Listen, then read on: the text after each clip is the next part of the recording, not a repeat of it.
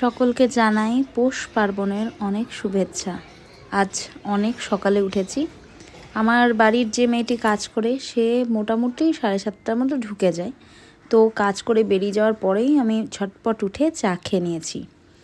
আজ অনেক কিছু বানাতে হবে, ইচ্ছা তো আছেই।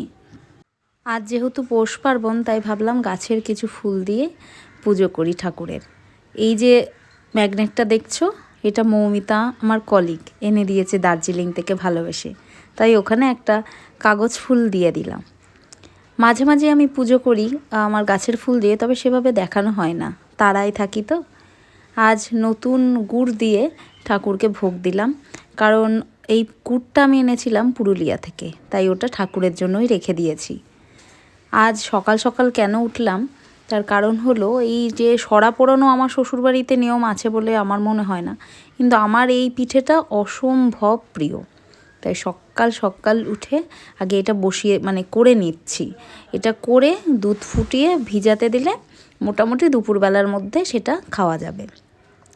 আর আমি খুব একটা যে ভালো এই পিঠে পারি তা নয়, আসলে আমার জানি না, আমি সেদ্ধ চালেই করি, তবে খুব একটা ওই ফোলা ফোলা একদম টইটুম্বুর হয়ে সেটা হয় না। কিন্তু আমার গ্যাসেই করি, সবাইকেই দেখেছি ভীষণ ভালো করতে, আমার সেভাবে হয় না, এরকমই হয়, তবে নরম হয়।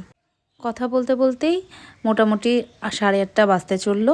তো প্রথমে অনির্বাণকে খেতে দিয়ে দিচ্ছি, ওর জন্য মটরশুঁটির কচুরি আর পাটিসাপটা দেবো। ও বলল চিতই পিঠেটা এখন তো হয়নি, বিকালে এসে খাবো।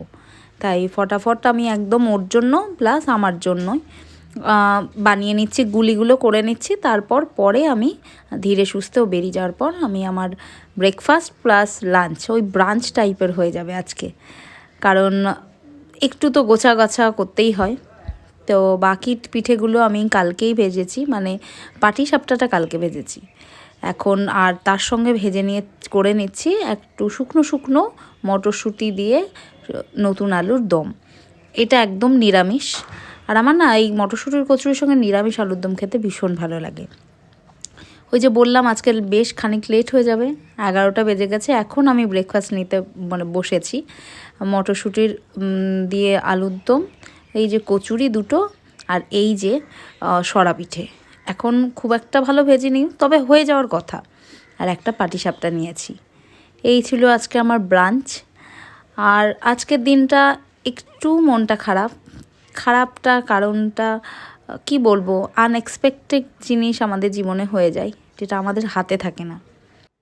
আজ খাওয়া দাওয়ার পর অনেকটা হাতে সময় আছে দেখলাম, কাল থেকে তো আবার স্কুল শুরু হবে, তাই ভাবলাম ইনডোর প্ল্যান্টগুলো একটু রোদে দিই, গাছের পাতাগুলো একটু মুছে রাখি। খুব একটা আমার ইনডোর প্ল্যান্ট নেই, ওই 3-4টেই রয়েছে, সেগুলোই টুকটাক যখন সময় পাই যত্ন করি। তাহলে আজ আসি, দেখা হচ্ছে অন্য একটা ব্লগে।